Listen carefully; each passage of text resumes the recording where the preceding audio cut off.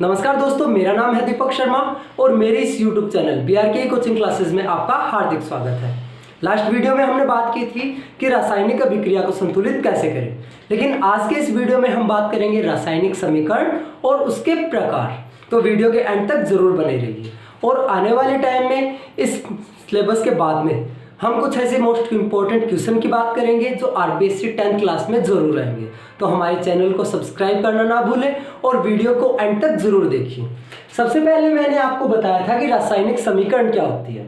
तो मैंने इसके लिए बताया कि जब कोई पदार्थ अपने रासायनिक गुणों में परिवर्तन करके नया पदार्थ बनाता है तो उसे हम कहते हैं रासायनिक अभिक्रिया। रासायनिक अभिक्रिया में भाग लेने वाले अभिकारक तथा बनने वाले उत्पाद को उनके प्रतीक चिन्ह के रूप में लिखना क्या कहलाता है? रासायनिक समीकरण। तो इस वीडियो में हम बात करेंगे रासायनिक समीकरण के प्रकार। तो देखिए, सबसे पहले जो हमारी अभिक्रिया है वो है संयुग्मन। संयुग्मन, इसका जो दूसरा नाम है वो क्या है? संयोजन अभिक्रिया। संयोजन अभिक्रिया। अब देखिए, संयुग्मन इसके वर्ड से हम समझते हैं। स मतलब क्या होता है? सहित। कई स एक वो उपसर्ग की तरह है, तो स मतलब होता है सहित। और युग मतलब क्या होता है? जोड़ा। तो यहां पर है कि जब दो या दो से अधिक अभिकारक, मिनिमम कितने होंगे? 2 और मैक्सिमम अनलिमिटेड। तो जब दो या दो से अधिक अभिकारक मिलकर एक एकल उत्पाद बनाते हैं, जब दो या दो से अधिक अभिकारक, अब देखिए कंडीशन क्या है कि मिनिमम अभिकारक कितने होंगे? 2 और प्रोडक्ट कितने बनेंगे? 1। देखिए फॉर एग्जांपल के लिए H2 प्लस O2 बनता क्या है? H2। तो यहां पर अभिकारक कितने हैं? 1। और उत्पाद कितना बन रहा है? सॉरी, यहां पर अभिकारक कितने हैं? 2 और उत्पाद कितना बन रहा है? 1।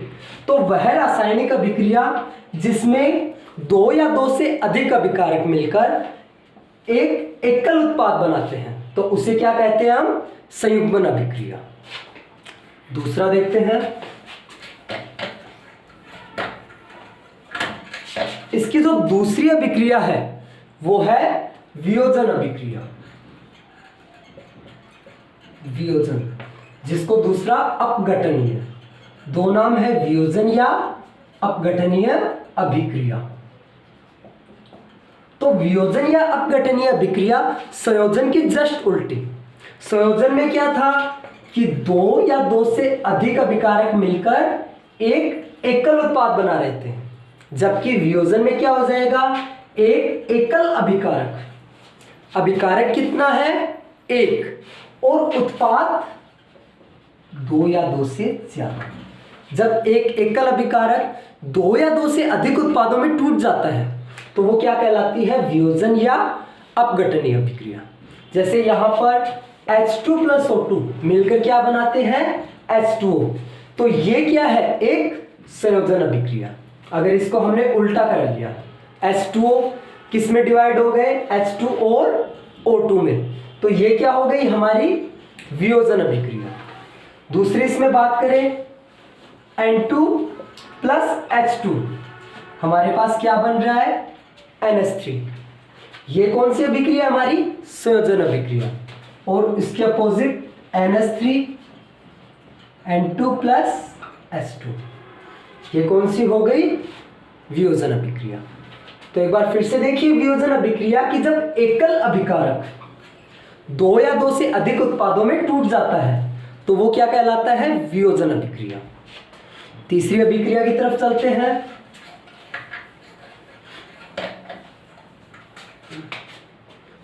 तीसरी अभिक्रिया है विस्थापन अभिक्रिया। कौन सी अभिक्रिया? विस्थापन। अब देखिए, विस्थापन तो इसके वर्ड से समझते हैं। विस्थापित करना। विस्थापित का मतलब होता है, पहले के टाइम पे क्या होता कि एक पावरफुल राजा दूसरे राज्य पे अटैक करता और कमजोर राज्य को क्या करता? अपने अंडर में ले लेता था। तो सेम टू सेम इसमें भी क्या है? यही है। सबसे पहले हम इसका एग्जांपल लिखते हैं, Zn प्लस CuSO4। क्या बना? ZnSO4 plus Cu। तो देखिए, जब एक अधिक क्रियाशील तत्व अपने से कम क्रियाशील तत्व को, जब एक अधिक क्रियाशील तत्व अपने से कम क्रियाशील तत्व को उसकी जगह से हटाकर और क्या करता है, खुद उसकी जगह पर बैठ जाता है। एक बार फिर से आप डेफिनेशन को देखिए, जब एक अधिक क्रियाशील तत्व अपने से कम क्रियाशील तत्व को उसकी जगह से हटाकर और क्या करता है, खुद उसकी जगह पर बैठ जाता है, तो वो कौन सी अभिक्रिया कहलाती है, विस्थापन अभिक्रिया। अब देखिए हमारे पास जिंक है, जिंक को जब मैं कॉपर सल्फेट के विलयन में डालता हूं तो जिंक क्या करेगा, जाहिर सी बात है जिंक है वो कॉपर से ज्यादा एक्टिव है, तो जिंक क्या करेगा, कॉपर को उसकी जगह से हटा देता है, विस्थापित कर देता है और उसकी जगह खुद क्या करता है, बैठ जाता है। यहां पर आप जिंक की जगह सोडियम ले सकते हो या फिर Fe भी ले सकते हो, फेरम, क्योंकि जिंक, सोडियम और फेरम ये तीनों क्या है, कॉपर से ज्यादा रिएक्टिव है।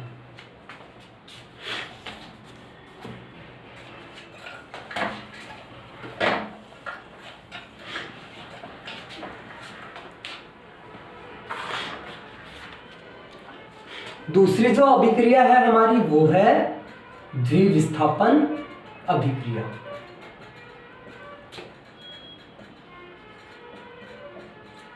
द्विविस्थापन अभिक्रिया का सबसे पहले हम क्या करते हैं, एग्जाम्पल लिखते हैं, CuSO4 प्लस NaOH बनेगा क्या, Na2SO4 प्लस CuOH की होल ट्वाइस 2।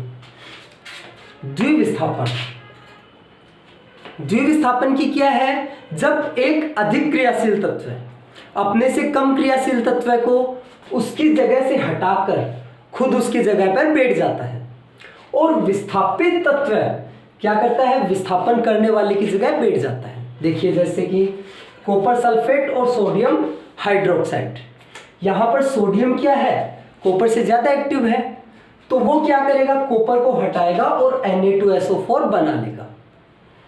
अब कॉपर जो है वो क्या करेगा, सोडियम की जगह पर आकर बैठ जाता है और क्या बनाता है, कॉपर हाइड्रोक्साइड। इसकी अगर हम शॉर्टकट डेफिनेशन देखें तो वो है वह रासायनिक अभिक्रिया जिसमें आयनों का आदान प्रदान होता है। वे रासायनिक अभिक्रिया है जिसमें आयनों का आदान प्रदान होता है, क्या कहलाती है, द्विविस्थापन अभिक्रिया।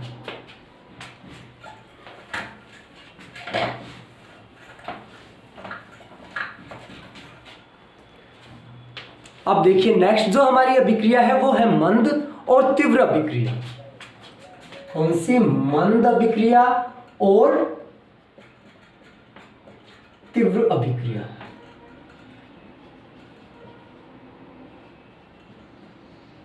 सबसे पहले हम तीव्र का एग्जांपल देखते हैं।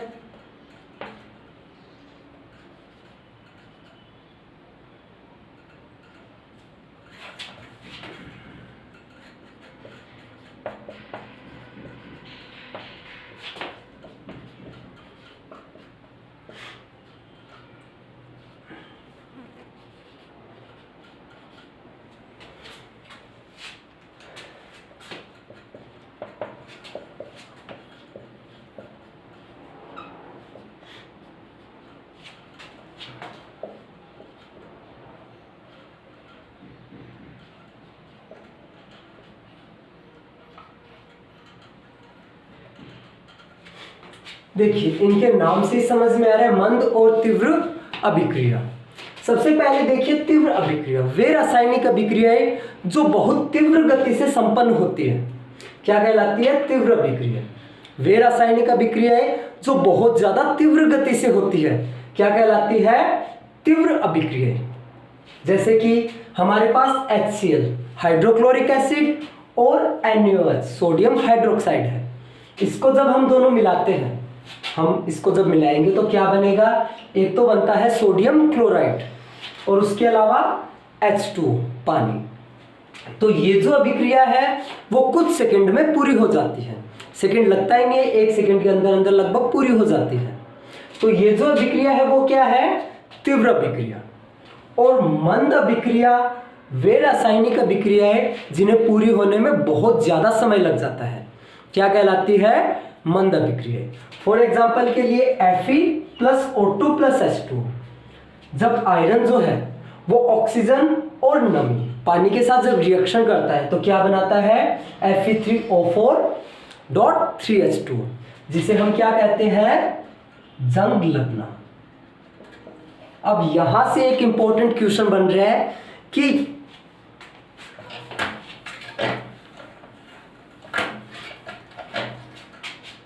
लोहे की वस्तुओं पर पेंट क्यों किया जाता है? तो देखिए, लोहे की वस्तुओं पे मान लीजिए लोहा है, इस पे क्या होगा? अगर इसको हम बाहर खुले में रखेंगे तो ये ऑक्सीजन से भी क्रिया करेगा और पानी से भी क्रिया करेगा। तो लोह के ऊपर जो हम पेंट लगाते हैं वो क्या काम करता है कि इन दोनों की, लोहे की जो है ऑक्सीजन और पानी से क्रिया नहीं होने देता और जो जंग है वो नहीं लगता। तो क्वेश्चन है कि लोहे पर पेंट क्यों किया जाता है? तो लोहे पर पेंट लोहे को जंग से बचाने के लिए किया जाता है। तो जो नेक्स्ट हमारी अभिक्रिया है वो है उदासीनीकरण अभिक्रिया। उदासीनीकरण सबसे मोस्ट इंपॉर्टेंट है, एग्जाम में इससे रिलेटेड कंफर्म क्वेश्चन आएगा। डेफिनेटली इसको आप याद कर लीजिए, एग्जाम में इससे रिलेटेड हर बार क्वेश्चन आते हैं कि उदासीनीकरण अभिक्रिया क्या है। तो उदासीनीकरण अभिक्रिया को आप देखिए,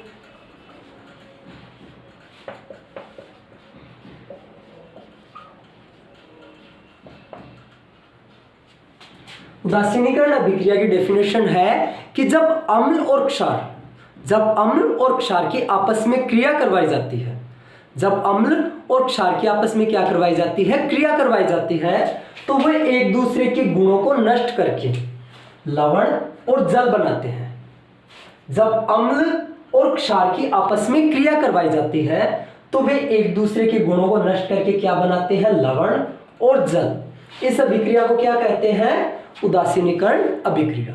जैसे कि मेरे पास NaOH, सोडियम हाइड्रोक्साइड, जो हमें पता है क्या है? एक प्रबल क्षार है। दूसरा मेरे पास है हाइड्रोक्लोरिक एसिड, जो क्या है? एक प्रबल अम्ल है। इन दोनों की जब मैं रिएक्शन करवाता हूं तो मेरे पास एक बनता है NaCl, जिसका साधारण नाम क्या है? साधारण नमक। एक तो NaCl बनता है और दूसरा क्या बन रहा है? H2O, पानी। तो ये जो अभिक्रिया है वो सबसे मोस्ट इंपॉर्टेंट है। हमारा जो 5th लेसन है इसमें भी ये आ रही है और यहां पर भी आ रही है, तो इसको आप जरूर याद कर लीजिए।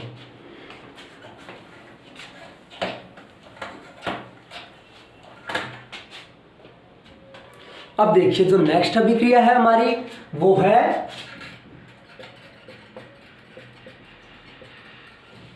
ऑक्सीकरण या उपचयन। ऑक्सीकरण या उपचयन अभिक्रिया। जब किसी रासायनिक अभिक्रिया में, वैसे तो ये 4 प्रकार की दे रखी है, हाइड्रोजन के आधार पर, ऑक्सीजन के आधार पर, धनायन और ऋणायन, 4 पर है, लेकिन मैं यहाँ पर आपको शॉर्ट में समझा रहा हूँ। ऑक्सीकरण या अपचयन अभिक्रिया क्या होती है कि जब किसी रासायनिक अभिक्रिया में हाइड्रोजन बाहर निकलता है या ऑक्सीजन जुड़ता है, 2 कंडीशन है, या तो हाइड्रोजन बाहर निकलेगा या ऑक्सीजन जुड़ेगा, तो उस रासायनिक अभिक्रिया को क्या कहते हैं? ऑक्सीकरण या उपचयन अभिक्रिया। जैसे कि मेरे पास कार्बन है, कार्बन की मैंने रिएक्शन करवाई ऑक्सीजन से, तो क्या बन रहा है? Carbon dioxide. अब यहां पर देखिए कि कार्बन के पास यहां पर ऑक्सीजन कितने हैं? 0, और यहां पर कितने हैं? 2। तो ऑक्सीजन यहां पर 0, यहां पर 2, कम हुए ज्यादा हुए?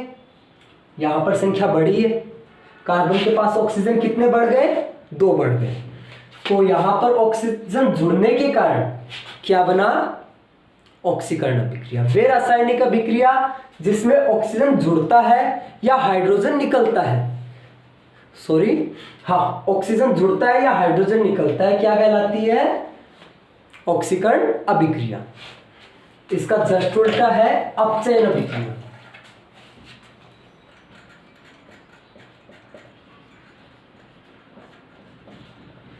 अपचयन अभिक्रिया है कि जब किसी रासायनिक अभिक्रिया में हाइड्रोजन जुड़ता है और ऑक्सीजन बाहर निकलता है, या तो हाइड्रोजन जुड़ेगा या ऑक्सीजन बाहर निकलेगा, तो वो क्या कहलाती है? अपचयन अभिक्रिया। जैसे कि N2 प्लस H2 क्या बना रहे हैं? NH3।